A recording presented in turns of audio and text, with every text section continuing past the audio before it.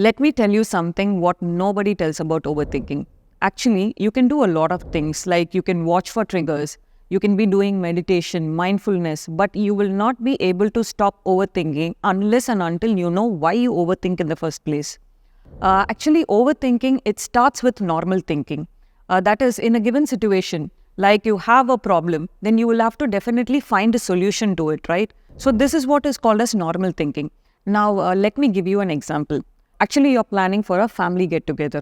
That means then you will have to think about a lot of things, right?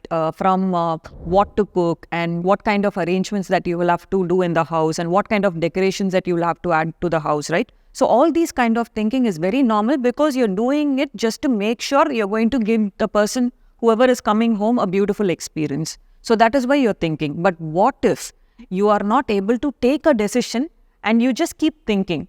Like you just start thinking with, okay, what kind of dish should I prepare? And then you think like whether people will like it or not. Will I be able to make tasty food? So these kind of thoughts that you keep thinking again and again where you are stuck in a loop. So this is what we call it as overthinking. You are doing this because you actually want to make sure that this gathering goes really well.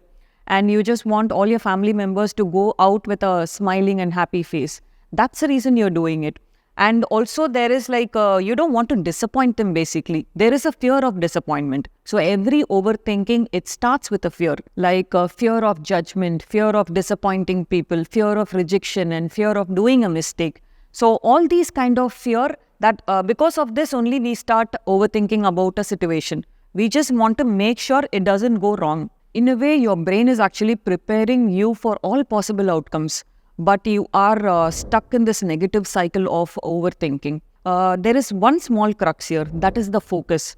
You start focusing on the negative outcomes of the situation instead of focusing on what can be done to find a proper solution. Now, let's discuss certain strategies to how to stop overthinking. Number one, changing your physical environment.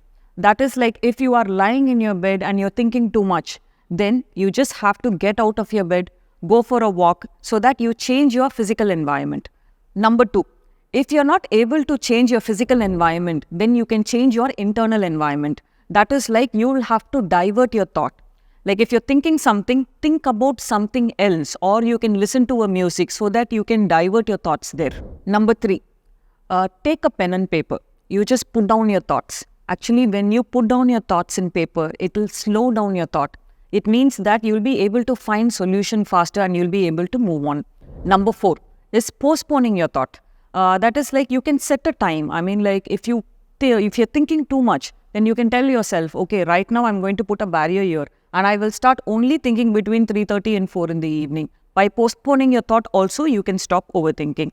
So now as we have discussed all the steps and strategies, how to stop overthinking, and if you're not able to stop overthinking, what you have to do is like you have to go find a right therapist and you have to talk to them. So they will find out the clear root cause of why you start overthinking and they'll be able to guide you and give you solution towards this.